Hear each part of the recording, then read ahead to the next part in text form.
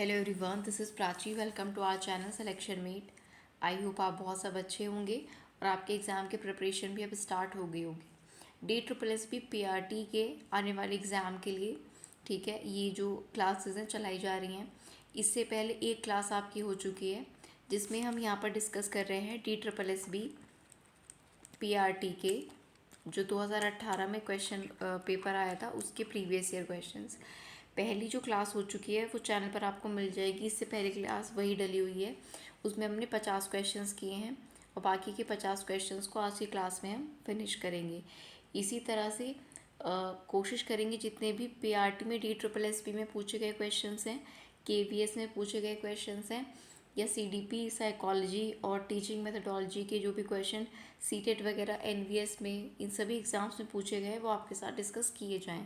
साथ ही साथ अगर आप लोग बोलोगे तो जो टॉपिक वाइज चीज़ें हैं NIOS की या फिर IGNOU की, जहाँ से भी सबसे बेस्ट हमें मटेरियल मिलेगा, आप बोलोगे तो टॉपिक वाइज भी हम उसको लेकर आपके साथ डिस्कस करेंगे। लेकिन फ़िलहाल हम PYQ कर रहे हैं और PYQ यहाँ पर आपको बहुत ध्यान से करने हैं।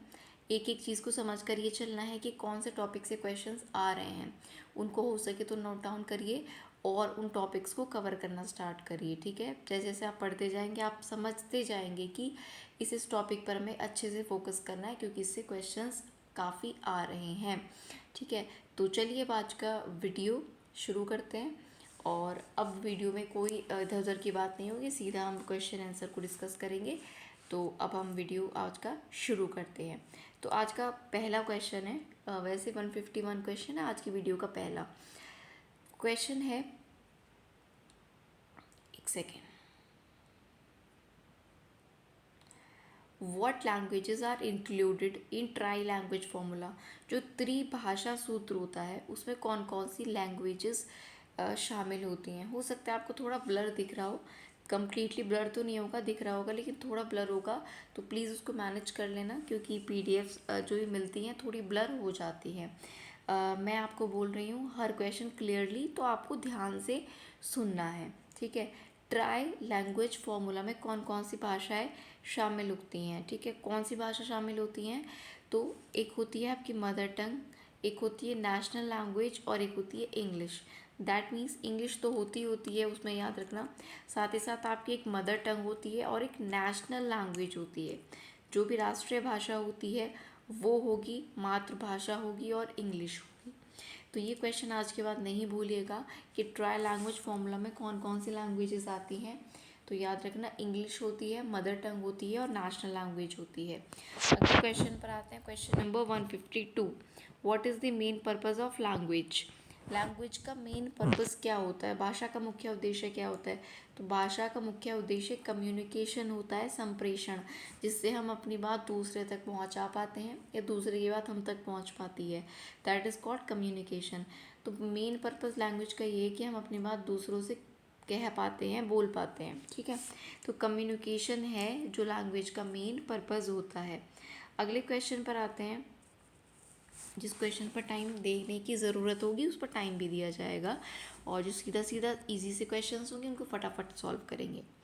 इन which of the following years the 3 language formula was recommended by national policy on education. अब देखो, यहाँ पर बात हो रही है 3 लैंग्वेज फॉर्मूला की, जो हमने 3 लैंग्वेजेस अभी बात की। अब यहाँ पर पूछा गया है कि ये रिकमेंड कब की गई और रिकमेंड किसने किया था ये 3 language formula. National policy on education, NPE ने। ठीक है, NPE ने 1968 में रिकमेंड किया था 3 लैंग्वेज फॉर्मूला को। तो second option will be the right answer. 1968 में जो ये त्रिभाषा सूत्र है, त्रिभाषा फॉर्मूला है, इसको रिकमेंड किया था NEP ने। कब? 1968 में, याद रखिएगा। अगला क्वेश्चन है, learning a language is basically a process of what. किसी भी भाषा को सीखना एक कैसी प्रक्रिया होती है या क्या होता है। तो अगर आप लैंग्वेज के सीखने को अपनी हैबिट बना लो तो वो आपका उसमें एक प्रोसेस हो जाता है। ठीक है, प्रोसेस में अगर आप हैबिट में ले लेते हो तो लैंग्वेज को आप इजीली लर्न कर पाते हो। तो भाषा सीखना मेनली क्या है, एक हैबिट है। क्या है? Basically a process of habit. तो आदत इसका सही आंसर हो जाएगा। ठीक है, अगला question, writing is a graphical representation of what. जो हम लिखते हैं, तो हम किस चीज़ को लिखते हैं, तो मैं जो बोल रही हूँ यहाँ पर आपको क्लास में बता रही हूँ उसी को मैं आपको लिख कर समझाऊंगी अगर मुझे कुछ लिख कर बताना होगा। तो ग्राफिकल रिप्रेजेंटेशन, राइटिंग एक ग्राफिकल रिप्रेजेंटेशन है किसकी, स्पीच की। अब मैंने बोला स्पीच तो मैं यहाँ पर लिख भी सकती हूँ, ठीक है। तो बेसिकली राइटिंग क्या हो गया, एक ग्राफिकल रिप्रेजेंटेशन हो गई स्पीच की, यानी हमने जो बोला उसकी। क्लियर है। अगले क्वेश्चन पर आते हैं। अगला क्वेश्चन है सेकेंड लैंग्वेज एक्विजिशन इन्वॉल्व्स, जो दूसरी भाषा होती है उसका अधिग्रहण, दूसरी भाषा के अधिग्रहण में क्या शामिल होता है, तो उसमें शामिल होता है कॉम्प्रीहेंशन। क्या शामिल होता है, कॉम्प्रीहेंशन। तो याद रखिएगा सेकेंड लैंग्वेज को सीखने में, अधिग्रहण करने में जो आपका कॉम्प्रीहेंशन है वो शामिल होता है, यानी कि समझ। देखो जो हमारी मदर टंग होती है वो तो इवेंचुअली नेचुरली हमें आती रहती है या आ जाती है, लेकिन दूसरी भाषा को अपने अंदर उतारने के लिए, अधिग्रहण करने के लिए, एक्वायर करने के लिए हमें थोड़ी समझ की ज़रूरत होती है, कॉम्प्रीहेंशन की ज़रूरत होती है सेकेंड लैंग्वेज के लिए। अगला question, need analysis of the students by language teachers is a prerequisite to, भाषा शिक्षकों के द्वारा छात्रों के विश्लेषण की ज़रूरत एक पूर्व आवश्यकता है, किस लिए। ठीक है, तो भाषा के जो लैंग्वेज टीचर्स होते हैं उनके वो जो छात्रों का क्या करते हैं, एनालिसिस करते हैं, उसकी एक आवश्यकता होती है। क्यों, इवेल्युएट देयर एग्जिस्टिंग कॉम्पिटेंसीज, उनमें वर्तमान में क्या क्या दक्षताएं शामिल हैं उसको इवेल्युएट करने के लिए उनका विश्लेषण यानी कि इवेल्युएशन या एनालिसिस किया जाता है। ठीक है, बच्चे प्रेजेंट में कितना जानते हैं, उनकी क्षमताएं क्या हैं, वो जानने के लिए लैंग्वेज टीचर्स को एनालिसिस करना होता है उनकी वर्तमान नॉलेज का। ठीक, अगला question, algebra, geometry and arithmetic belongs to, जो एल्जेब्रा, ज्योमेट्री और अर्थमेटिक आता है वो किस में, अप्लाइड मैथमेटिक्स में आता है। ठीक है, तो पहला क्वेश्चन आपका करेक्ट हो जाएगा। ठीक, अब अरिथमेटिक, अरिथमेटिक में तो आएगा नहीं, प्योर मैथमेटिक्स में भी नहीं आता, तो ये किस में आते हैं, अप्लाइड मैथमेटिक्स में। क्वेश्चन ऐसे भी आ सकता है कि अप्लाइड मैथमेटिक्स के कौन कौन से पार्ट्स हैं या क्या क्या उसमें आता है। तो अप्लाइड मैथमेटिक्स में ए फॉर एल्जेब्रा आ जाएगा आपका, ए फॉर अरिथमेटिक आ जाएगा और जी फॉर ज्योमेट्री, ए टू जी, ये आप याद रख सकते हो। ए टू जी आपका आ जाता है अप्लाइड मैथमेटिक्स में, algebra, arithmetic and G for geometry. Clear है। अगले क्वेश्चन पर बढ़े, चलिए अगला क्वेश्चन है which of the following is an understanding objective, इसमें से कौन सा एक अंडरस्टैंडिंग ऑब्जेक्टिव है। Students compare between quadrilateral and hexagon.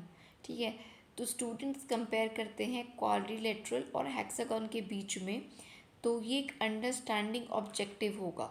ठीक है, चतुर्भुज और षटभुज के बीच में तुलना करने वाले छात्र में इनमें से कौन सा समझ का उद्देश्य अंडरस्टैंडिंग का, तो वो ये होगा। और क्या क्या ऑप्शन से देख लेते हैं। स्टूडेंट रिकॉग्नाइज ज्योमेट्रिकल शेप्स को पहचानना, explain theorem in their own words, student solve problem of algebra. नहीं, यहाँ पर अगर अंडरस्टैंडिंग की बात आ रही है तो यहाँ पर शेप के बीच में कंपैरिजन करोगे तो वो अंडरस्टैंडिंग को बिलोंग करेगा। ठीक है, क्वाड्रिलेटरल और हेक्सागोन के बीच में, तो यहाँ पर ये थर्ड ऑप्शन करेक्ट होगा। अगले क्वेश्चन, अंडरस्टैंडिंग वाला कौन सा सवाल होगा। ठीक है, इसमें बेसिकली किसकी बात हो रही थी, अंडरस्टैंडिंग की। इनमें से किसका अंडरस्टैंडिंग का ऑब्जेक्टिव होगा, तो जब आप कंपेयर करोगे दो शेप्स को तो उसका मतलब यही तो है, उसका पर्पस क्या है, ये समझाना, अंडरस्टैंड करना कि इनमें क्या डिफरेंस होता है। अगला question, mathematical structure is strongly related to semantics, syntax and language and to use of prepositions and quantifiers embedded in principled argument in natural languages. It shows the correlation of mathematics with English। बहुत ही simple सवाल है। आप कहोगे ma'am कैसे, तो semantics की बात हो रही है, मैथमेटिक्स का किससे relation, semantics, syntax, propositions, quantifiers. ठीक है, तो ये किस में होते हैं, इंग्लिश में। बाकी आपको और क्वेश्चन को भी समझने की ज़रूरत नहीं है, किसका किससे मैथमेटिक्स का रिलेशन किससे बता दिया, इंग्लिश से। सिंपल सवाल, आगे बढ़ जाइए। अगला क्वेश्चन है वो बहुत इंपॉर्टेंट है, फुल फॉर्म पूछी जाती है। What are the smart objectives of teaching mathematics. तो बेसिकली स्मार्ट की फुल फॉर्म पूछी है और ये मैथमेटिक्स के लिए यूज़ होता है, ये भी याद रखना। S for specific, M for measurable, A for attainable और R for realistic and T for time consuming. Specific, measurable, attainable, realistic, time consuming. S for यहाँ पर क्या है, स्पेसिफिक। एम फॉर है मेजरेबल, जो स्पेसिफिक हो, जो मेज़र किया जा सके, जो अटेन किया जा सके, ठीक है, जो रियल हो और टाइम कंज्यूमिंग हो। So specific, measurable, attainable, realistic and time consuming इसका करेक्ट आंसर हो जाएगा। अगले क्वेश्चन पर आते हैं, हिंदी में देख लेते हैं। विशिष्ट, मापनीय, प्राप्य, यथार्थवादी, समय लेने वाला। अगला क्वेश्चन है, which of the following methods can be useful to teach addition subtraction for primary students. Primary students को आपको सिखाना है एडिशन और सब्ट्रैक्शन, यानी कि जोड़ना और घटाना, प्राइमरी स्टूडेंट्स को सिखाना है। तो सबसे यूजफुल मेथड कौन सा होगा, play way method. Play way method, project method, analytical problem solve नहीं। बच्चों के लिए, प्राइमरी के लिए प्ले वे मेथड से आप चीज़ों को सिखा सकते हो। कोई टॉयज़ लेकर या कोई भी स्टिक्स लेकर उन्हें एडिशन आप सिखा सकते हो या सब्ट्रैक्शन सिखा सकते हो। ठीक है, मान लीजिए आपने बच्चों के साथ प्लेफुल मेथड में कैसे आप कर सकते हो, यहाँ पर आपने एक गर्ल खड़ी कर दी, एक बॉय खड़ा कर दिया, ठीक है, आपने पूछा कितने हैं, 2, इसमें आपने एक बॉय को और ऐड कर दिया। अब बच्चों से आप पूछो कि अब कितने हुए, 3। तो this is called play way method. इसके कई तरीके हो सकते हैं, ठीक है। अगले क्वेश्चन पर आते हैं। Dash is a basic science about our earth and its daily activities that include atmospheric conditions, food chains, water cycle etcetera. तो एनवायरमेंटल साइंस में सब आता है, ईवीएस में। तो ईवीएस की डेफिनेशन यहाँ पे एक तरीके से दी हुई है, समझिएगा क्या कह रहा है। EVS is a basic science about our earth, और अर्थ की डेली एक्टिविटीज़ के बारे में, जिसमें एटमॉस्फेयर की कंडीशंस हैं, फूड चेन है, वाटर साइकिल होता है, ये सारी चीज़ें। तो ये सब एनवायरमेंटल साइंस में आता है, ईवीएस के अंतर्गत आता है। अगले क्वेश्चन पर आते हैं। At a school level, environmental education is necessary to create awareness of issues like water scarcity, flood, erosion and desert encroachment. Scarcity होता है कमी होना, ठीक है।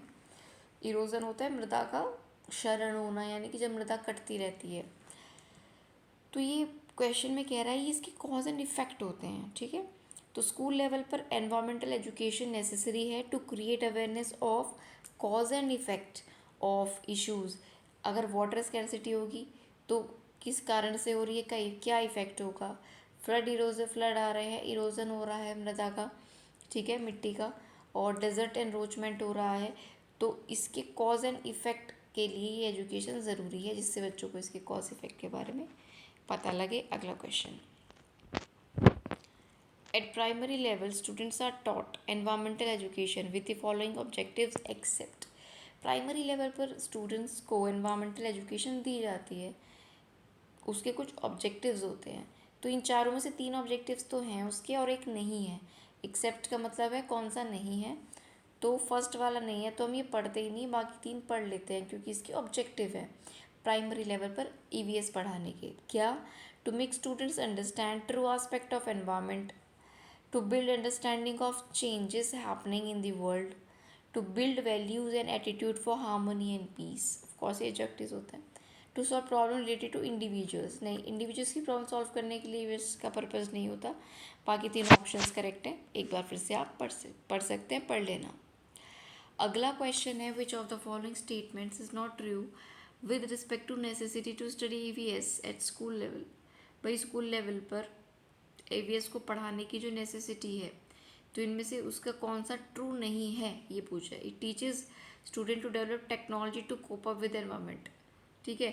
तो which is not true with respect to necessity, necessity के लिए ये नहीं होगा, बाकी तीनों होंगे। Enable student to theoretical knowledge into practice, जो बच्चों को थियोरेटिकल पढ़ाया जा रहा है उसको प्रैक्टिस में लाकर उन्हें सिखाया जाता है और मल्टीपल यूज़ ऑफ एनवायरमेंट बताए जाते हैं।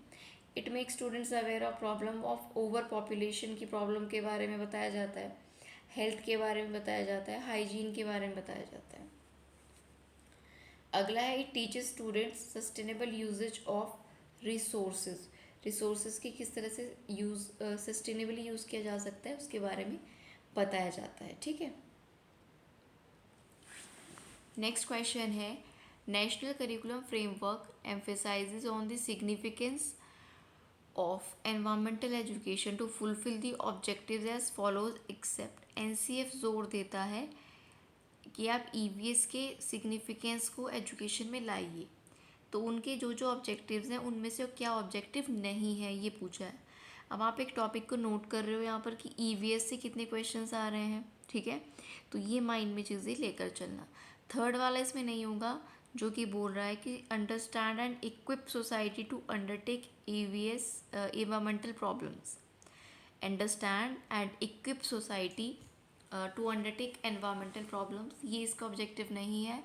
पहला है develop an awareness about environmental issues, develop an understanding based on observation and illustration, observe करने की आप में एक अंडरस्टैंडिंग डेवलप हो, create cognitive capacity and resourcefulness to make the child. बच्चों में कॉग्निटिव कैपेसिटी को डेवलप किया जाए, बच्चे समझें, खुद के अंदर जाके अपने आप को भी समझें, है ना, ये चीज़ें डेवलप करना इनका NCF का क्या है पर्पस होता है। अगला क्वेश्चन है James Hay defines as the body of learning and study which recognise simultaneous and mutual action of physical and non physical stimuli which produce social reaction. तो यहाँ पर बात हो रही है सोशल साइंसेज की। तो जो जेम्स हाई हैं वो डिफ़ाइन करते हैं सोशल साइंस को as the body of learning and study जो कि रिकॉग्नाइज करता है साइमल्टेनियस और म्यूचुअल एक्शंस को, फिजिकल भी और नॉन फिजिकल भी स्टिमुली के, विच प्रोड्यूस सोशल रिएक्शन। ठीक है, तो ये आपका ऑप्शन 1 हो गया रिलेटेड टू सोशल साइंस।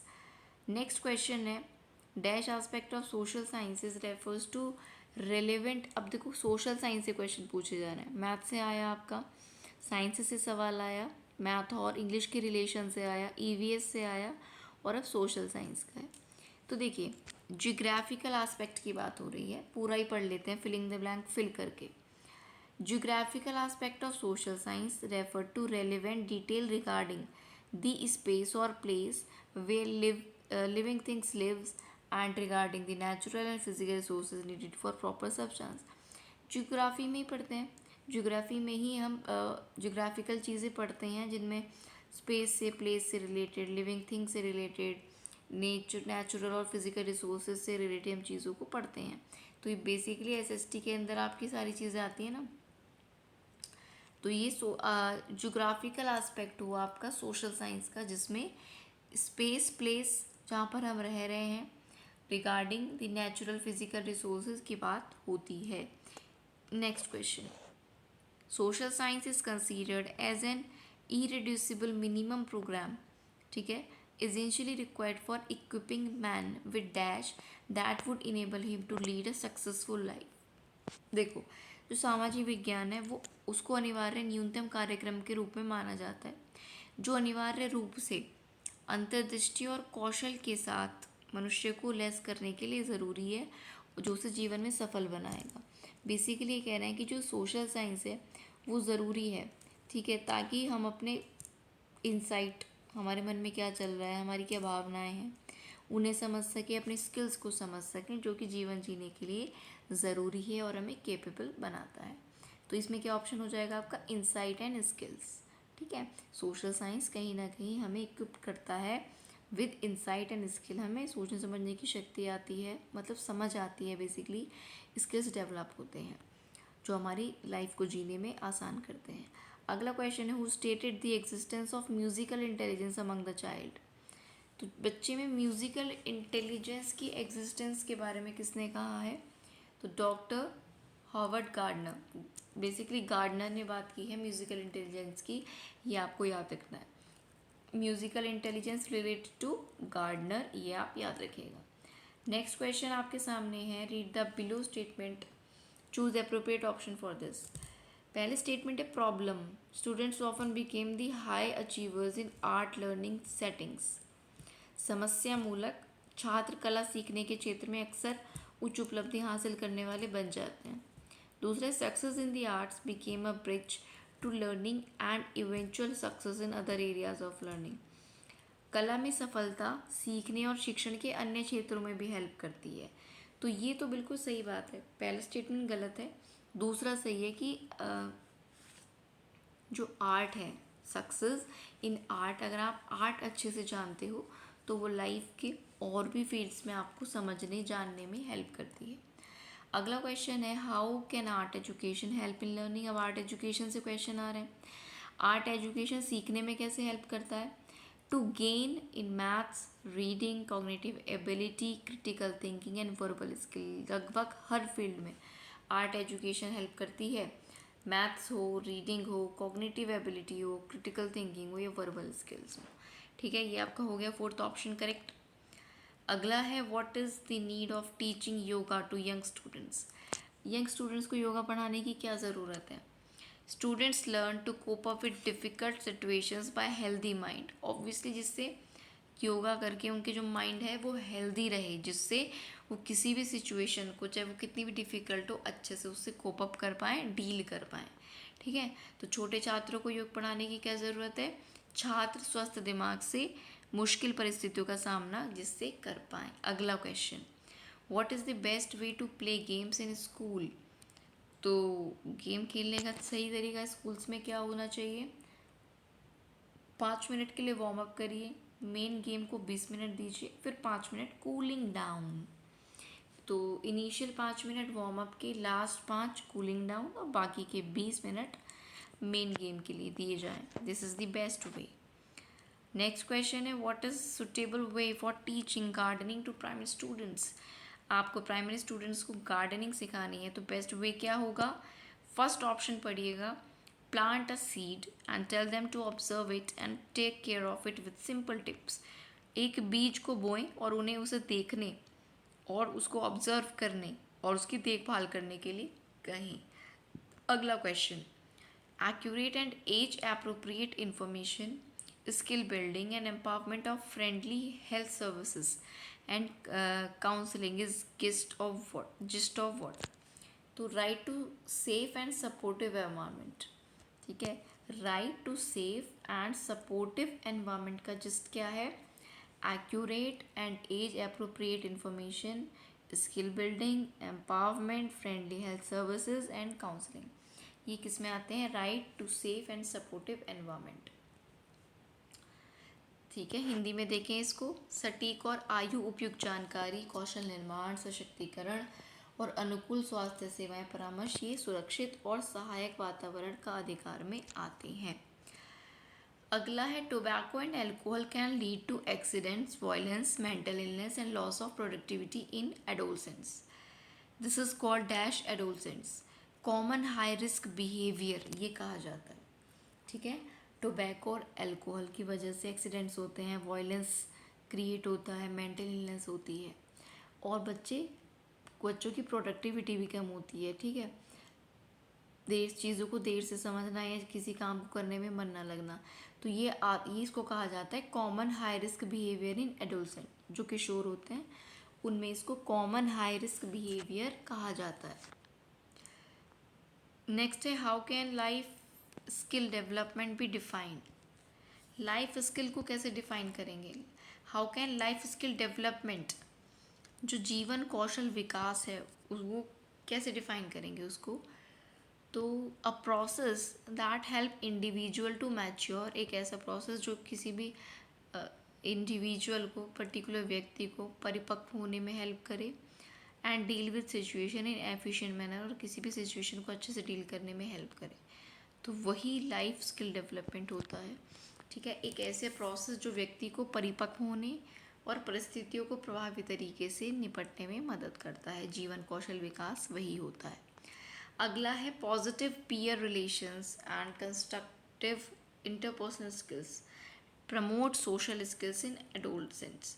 जो पॉजिटिव पीयर रिलेशन होता है, बच्चों का आपस में एक अच्छा रिलेशन हो, ठीक है, और कंस्ट्रक्टिव इंटरपर्सनल स्किल्स हों, क्रिएटिव हों, ठीक है, तो ये प्रमोट करता है बच्चों में सोशल स्किल्स को। बच्चों में क्या प्रमोट करता है? ये सोशल स्किल्स को प्रमोट करता है, खास करके किशोर में। सकारात्मक संबंध आपस में होना और एक रचनात्मक पारस आपस में उनके कौशलों का होना, ये सामाजिक कौशल को बढ़ावा देता है। अगला क्वेश्चन है आपके सामने, anger, fear, shame and disgust give rise to variation in mood, nervousness, sensitiveness, stubborn, disobedience, etc. Sex drive is also a prolific source of disturbance in adolescence. Such condition is termed as, ये emotional immaturity है। देखो, this is sorry, ये आपका जो बताया गया ये किस में आता है, इसको कहा जाता है इमोशनल इमेच्योरिटी। जब क्रोध, भय, शर्म, घृणा, ठीक है, ये सब चीज़ें होती हैं, घबराहट, संवेदनशीलता, ज़िद्दी होना, कहना ना मानना, ठीक है, ये सब इसको जन्म देता है, ये सारी चीज़ें, ठीक है। अगर गुस्सा आता है और डर लगता है, शर्म आती है, घृणा होती है, इन सब से घबराहट होने लगती है, बच्चा सेंसिटिव हो जाता है, नर्वसनेस होती है, उसको किसी की बात नहीं मानता।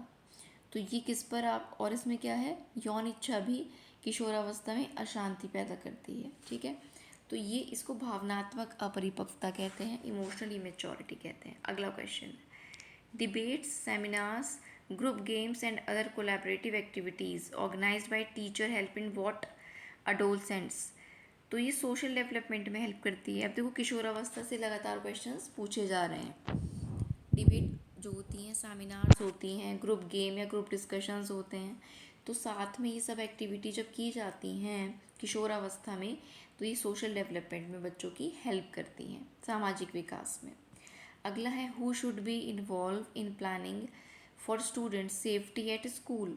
बच्चों की सेफ्टी के लिए स्कूल में कौन कौन प्लानिंग में इन्वॉल्व होना चाहिए सेफ्टी के लिए? Obviously parents, teachers, school management, community people and political parties, ये सब इन्वॉल्व होने चाहिए। पेरेंट टीचर्स होंगे, स्कूल मैनेजमेंट होगा, समाज के लोग होंगे, पॉलिटिकल पार्टीज भी होंगी, होनी चाहिए, है ना, इनका ये कहना है। Verification and evaluation for non teaching staff, जैसे bus drivers, conductors, peon and other support staff में be done very carefully and in a detailed manner. इन लोगों का भी वेरिफिकेशन और इवेल्युएशन अच्छे से होना चाहिए, ये सजेशन है सीबीएसई का। तो ये बहुत अच्छी बात सीबीएसई ने उठाई है, जब भी उठाई होगी या सजेस्ट की होगी, कि सिर्फ जो आपका स्टाफ होता है टीचर्स का, उन्हीं पर ध्यान नहीं देना चाहिए कि उनका पूरा आपका चेकिंग वगैरह वो अच्छे से अपॉइंट किए जाते हैं टीचर्स, नो डाउट। उनके अलावा जो बाकी सब सपोर्ट स्टाफ होता है, अदर स्टाफ होता है, उनका भी वेरिफिकेशन और इवैल्यूएशन अच्छे से होना चाहिए, सीबीएसई ने सजेस्ट किया है। अगला है, what should be done if there is a fire in a school due to short circuit. Short circuit की वजह से अगर किसी स्कूल में आग लग गई है तो क्या करना होगा? सबसे पहले take all students on ground safely बच्चों को कहाँ पर लाएं? ज़मीन पर लाएं, ग्राउंड पर लाएं। अगला है, what is required for the first aid kit. First aid kit में सबसे पहले क्या क्या चीज़ें होनी चाहिए? फर्स्ट एड किट जो स्कूल्स में अवेलेबल होनी ही चाहिए और होती है। तो फर्स्ट एड किट में ध्यान से सुनिएगा, thermometer, roller, bandage, gauze pad, lotion, ठीक है, क्लोरोहेक्साडिन, लोशन, प्रोविटोन, आयोडीन और framycetin sulphate, splints, tourniquet, kidney tray, cotton, eye pad, tape adhesive, band aid, scissor box, ice bag sample, hot water bottle, ये सारी basic चीज़ें हैं जो first aid kit में होनी ही चाहिए। इनको अच्छे से एक बार और पढ़ लेना, कर लेना, इंपॉर्टेंट क्वेश्चन। अगला है, how to ensure students safety on the road beside the schools.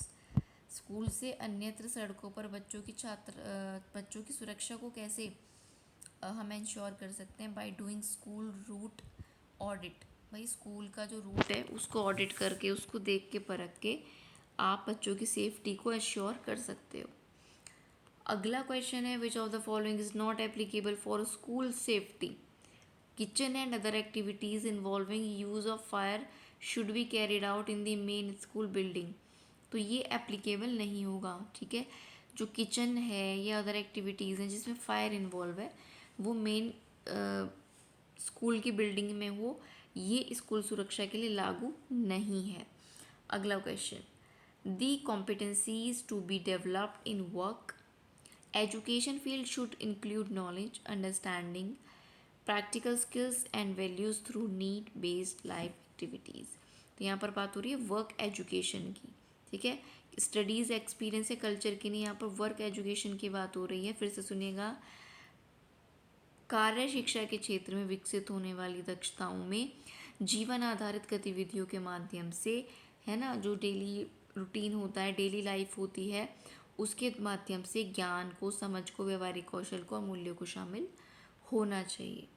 अगला है first aid activities like counting of pulse, taking of temperature and bandaging of wound after cleaning them ETC are included in dash activities. ये self help में आते हैं, ठीक है। जो first aid activities होती हैं सेल्फ हेल्प में आती हैं। ये किस में आती हैं? सेल्फ हेल्प एक्टिविटीज़ में आती हैं। अगला क्वेश्चन है, the total number of periods for performance of community outreach activities approximately how many periods for 2 years at secondary stage. तो ये आपका 40 घंटा, 40 पीरियड्स होने चाहिए। ये कहाँ पर? आपका कम्युनिटी आउटरीच एक्टिविटीज़ में, ठीक है। सामुदायिक आउटरीच एक्टिविटीज़ के प्रदर्शन के लिए उच्चतर माध्यमिक चरण में 2 साल के लिए अवधि की कुल संख्या 40 पीरियड हैं। 2 साल के लिए कितने? 40। अगला है essential professional development competencies for enhancing teaching efficacy are as follows except. तो इनमें से शिक्षण प्रभावकारिता को बढ़ाने के लिए, टीचिंग को इफेक्टिव टीचिंग करने के लिए आवश्यक व्यावसायिक दक्षता दे रखी हैं, जो इनमें से कौन सी नहीं है? Establishing communication with parents. तो एक इफ़ेक्टिव टीचिंग के लिए, ठीक है, एसेंशियल प्रोफेशनल डेवलपमेंट कॉम्पिटेंसीज में कम्युनिकेशन विद पेरेंट्स को इस्टेब्लिश करना नहीं आएगा। इंटरकल्चरल कम्युनिकेशन आएगा, प्रीजुडाइस रिडक्शन आएगा, डिज़ाइनिंग करिकुलम एंड इंस्ट्रक्शंस आएगा, ठीक है। इसमें इस्टेब्लिश कम्युनिकेशन विद पेरेंट्स नहीं आएगा, ठीक है। शिक्षण प्रभावकारिता को बढ़ाने के लिए जो आवश्यक व्यावसायिक विकास दक्षताएं हैं वो ये तीनों हैं, उसमें ये नहीं आएगा, ठीक। अगले क्वेश्चन पर चलते हैं। Better learning happens in a dynamic setting in which teachers offer explicit active instruction than in situation in which teachers don't actively guide instruction and instead turn control over content and pace of instruction to students। तो इसको बोलेंगे instructional delivery, जहाँ पर instruction देकर teacher control करना चाह रहा है कंटेंट को भी और पढ़ाने की स्पीड को भी, ठीक है, हर चीज़ के instruction, that is called instructional delivery.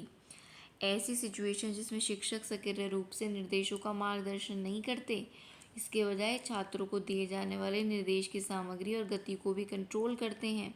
इसकी तुलना में एक गतिशील माहौल में बेहतर सीखना होता है, जिसमें शिक्षक छात्रों को स्पष्ट सक्रिय निर्देश प्रदान करते हैं। तो ये दक्षताएं अनुदेशात्मक वितरण में आती हैं, ठीक है, जिसमें वो छात्रों को निर्देश की सामग्री पर नियंत्रण करने की बजाय एक गतिशील माहौल में बेहतर सीखना होता है और उसमें शिक्षक छात्रों को स्पष्ट सक्रिय इंस्ट्रक्शंस देते हैं। तो वो इंस्ट्रक्शनल आपका क्या हो जाता है? डिलीवरी हो जाती है। अगला क्वेश्चन, इसको दोबारा पढ़ना है, एक बार फिर से पढ़ लेते हैं, ठीक है, कोई कन्फ्यूजन नहीं रहना। Better learning happens in dynamic setting. Dynamic setting में बेटर लर्निंग होती है जिसमें टीचर ऑफर एक्सप्लिसिट करता है, एक्टिव इंस्ट्रक्शंस को देता है, एक्टिवली इंस्ट्रक्शंस देता है, ना कि कंट्रोल करता है सिचुएशन को, ठीक है। क्वेश्चन ये था कि सिचुएशन को कंट्रोल करने के बजाय डायनेमिक एक माहौल बनाता है, ठीक है, एक्टिवली इंस्ट्रक्शंस देता है, तो ये इंस्ट्रक्शनल डिलीवरी होती है। अगला question, The research findings confirm that school management committee can bring about positive changes in the school through। ये कह रहा है कि रिसर्च फाइंडिंग्स बताती हैं कि जो स्कूल मैनेजमेंट कमिटीज़ होती हैं वो पॉजिटिव चेंज ला सकती हैं स्कूल में थ्रू कमिटमेंट एंड कॉन्सेंस, ठीक है। तो कमिटमेंट और कॉन्सेंसस की वजह से के थ्रू जो स्कूल कमिटीज़ होती हैं पॉजिटिव चेंज ला सकती हैं स्कूल्स में, प्रतिबद्धता और सर्वसम्मति से, ठीक है। अगला है following are the responsibilities of PTA exam. PTA की इनमें से कौन कौन सी रिस्पॉन्सिबिलिटीज़ हैं, इनमें से कौन सी नहीं है ये पूछिए। Decide on the medium of instruction in school. School में मीडियम ऑफ इंस्ट्रक्शन, निर्देश देने का मीडियम क्या होगा, ये इसको डिसाइड नहीं करता है PTA। ये डिसाइड करता है contribute to ideas of fund raising के आइडियाज़ को में कंट्रीब्यूट करता है। To discussion and support decision करता है। Prepare a report on yearly activities करता है PTA। ये नहीं करता मीडियम ऑफ इंस्ट्रक्शन क्या होगा ये बताना। PT की फुल फॉर्म कमेंट बॉक्स में लिखेगा, ज़रूर आपको बतानी है, ठीक है। अगला है teachers play vital roles in the lives of students in their classrooms. Considering this which of the following roles are important. Teacher देखो क्लासरूम में बच्चों के लिए बहुत बड़ा रोल प्ले करता है, एक रोल मॉडल होता है। तो इस चीज़ को ध्यान में रखते हुए कौन से रोल टीचर का इम्पॉर्टेंट है, पहला ही ऑप्शन करेक्ट है, creating conducive classroom environment. Mentoring, देखो एक अच्छा एनवायरनमेंट क्लास में क्रिएट करता है, मेंटर करता है बच्चों को, रोल मॉडलिंग करता है एंड एक्टिव टीचिंग करता है, ठीक है। तो इससे बच्चों पर क्या है, सीधा इम्पैक्ट पड़ता है। अगला क्वेश्चन है, which are the most important skills a teacher require as a part of his और work in school management. Teacher के पास कौन सा इंपॉर्टेंट स्किल होना चाहिए एज ए स्कूल मैनेजमेंट, क्योंकि स्कूल मैनेजमेंट का पार्ट है। तो इनमें से कौन सा इंपॉर्टेंट स्किल टीचर पर होना चाहिए, इंडिपेंडेंट थिंकिंग स्किल्स, खुद की सोच रखता हो, खुद से सोच सके। Self management skill, self manage करना जानता हो। कोलैबोरेशन स्किल्स, दूसरों के साथ भी कोलैब कर सके, मेल मिलाप करके चीज़ों को काम करे, वर्क करे। और इंटरपर्सनल स्किल्स होने चाहिए। तो चारों बातें बिल्कुल करेक्ट हैं। स्कूल मैनेजमेंट में टीचर के पास इंडिपेंडेंट थिंकिंग स्किल्स भी हों, सेल्फ मैनेजमेंट स्किल्स भी हों, कोलैबोरेशन स्किल्स और इंटरपर्सनल स्किल्स भी होने चाहिए। अगला क्वेश्चन है आपके सामने, teachers play an important role in education, elementary school education which is directed to all round development of human personality in specific and dash to in general। देखो teacher education में बहुत इंपॉर्टेंट रोल प्ले करते हैं बच्चों के education में, ठीक है। And directed to all round development, और बच्चों के ऑल राउंड पूर्ण विकास में वो हेल्प करते हैं। And dash in general to the spiritual, moral, social, cultural, economic progress of community in general. Obviously in general में वैसे तो बच्चों पे का ओवरऑल डेवलपमेंट के लिए टीचर का रोल होता है, लेकिन spiritual, morally, socially, culturally, economically progress के लिए कम्युनिटी में भी वो उनको सिखाता है, बताता है, डायरेक्ट करता है। अगला question, lack of time, non cooperation from school and discomfort in communication with school are the major obstacles in dash in school। तो भाई ये पेरेंट इंगेजमेंट का, जो पेरेंट्स का इंगेजमेंट होना चाहिए उसका क्या है, एक मेजर ऑब्स्टेकल है। टाइम की कमी, कॉपरेट ना करना, है ना, और कम्युनिकेशन ना कर पाना सही से, ये ऑब्स्टेकल्स होते हैं in parent engagement in school. Parents school से किस तरह जुड़े हुए हैं, कनेक्टेड हैं। लास्ट सवाल है, which of the following statement is not true. Student learning is the sole responsibility of educators. बच्चों को सीखना या बच्चों को सिखाना क्या खाली एजुकेटर्स की रिस्पॉन्सिबिलिटी है, सोल रिस्पॉन्सिबिलिटी? नहीं, खाली टीचर्स की तो नहीं होती है, पेरेंट्स की होती है, सोसाइटी की होती है, सभी की होती है। तो ये यहाँ पर नॉट ट्रू हो जाएगा, ऑप्शन नंबर 3। तो यहाँ पर आपका ये जो पेपर है इसके हमने पूरे 100 क्वेश्चंस को डिस्कस कर लिया है। 50 पहली वीडियो में किए हैं, 50 इसमें किए हैं। पहली वीडियो भी ज़रूर देख लेना, उसमें कुछ लेंदी क्वेश्चंस, अंडरस्टैंडिंग वाले क्वेश्चंस ज़्यादा हैं, ठीक है। तो अब आपको साथ ही साथ ये भी एनालाइज करना है पढ़ने के साथ साथ कि किस टॉपिक से क्वेश्चंस आ रहे हैं। हो सके तो उनको नोट डाउन करके टॉपिक्स बना लीजिए और उनको पढ़ना स्टार्ट करिए। कोई भी हेल्प अगर आपको चाहिए इस एग्ज़ाम से रिलेटेड, चाहे वो पार्ट बी हो या पार्ट ए हो, जिसमें जनरल अवेयरनेस है, रीजनिंग है, मैथ्स है, इंग्लिश है, ठीक है, ये सारी चीज़ें हैं, हिंदी, ये 5 सब्जेक्ट्स और ये वाला आपका पार्ट बी का 100 मार्क्स का। टीचिंग एग्ज़ाम से रिलेटेड कोई भी आपकी क्वेरी है, किसी भी सब्जेक्ट में क्वेरी है, आप मुझसे पूछ सकते हो। क्लास रिलेटेड कोई सजेशन देना है वो भी कमेंट बॉक्स में लिख कर पूछ सकते हो। डिस्क्रिप्शन में आपको टेलीग्राम का लिंक मिलेगा, वो ज्वाइन कर लेना। वहाँ पर आपको डिस्कशन भी आपके साथ होता है, साथ ही साथ आपको सारी वीडियोस के लिंक वहाँ पर मिल जाते हैं वीडियो के आते ही। चाहें तो आप चैनल को सब्सक्राइब भी कर सकते हैं अगर आपको इस पेपर की तैयारी करनी है, और बेल आइकन ज़रूर प्रेस कर लेना जिससे कोई भी वीडियो आए तो आपको तुरंत नोटिफिकेशन मिल जाए। वीडियोस डेली आए ये ज़रूरी नहीं है, हो सकता है कुछ टाइम बाद डेली भी आनी शुरू हो जाए, और एक दिन छोड़कर या 2 दिन छोड़कर हफ्ते में 2 वीडियोस भी मिल सकती हैं आपको, 4 भी। ज़रूरी है कि आप किस तरह से पढ़ रहे हो। ठीक है। सेल्फ स्टडी कैसे करना है आपको या कैसे प्रिपरेशन करनी है, पेड बैच लें या सेल्फ स्टडी से हो जाएगा, ये मैंने पहले एक वीडियो बनाई है। इससे सेकंड वीडियो है डली हुई, आपको एक ऊपर ही टॉप पर मिल जाएगी, उससे आप देख सकते हो अगर आपको कुछ भी वहाँ से समझना है कि हमें कैसे पढ़ें, कुछ आपको पाथवे नहीं मिल रहा किस तरह से आगे करें, या पेड बैच से पढ़ें खुद से पढ़ें, तो वो वीडियो आप जाकर देख लेना। बाकी कोई भी क्वेरी है, सजेशन है, आपका वेलकम है। कमेंट बॉक्स में आप लिख सकते हो। वीडियो कैसा लगा ये भी बता सकते हो। अच्छा लगा है तो लाइक करें, अपने दोस्तों के साथ शेयर भी कर सकते हैं, चैनल को सब्सक्राइब ज़रूर करें।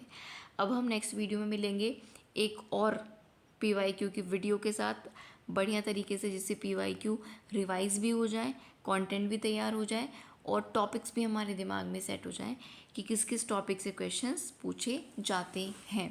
तो चलिए अब नेक्स्ट वीडियो में मिलेंगे, तब तक के लिए थैंक यू सो मच। पढ़ते रहिए।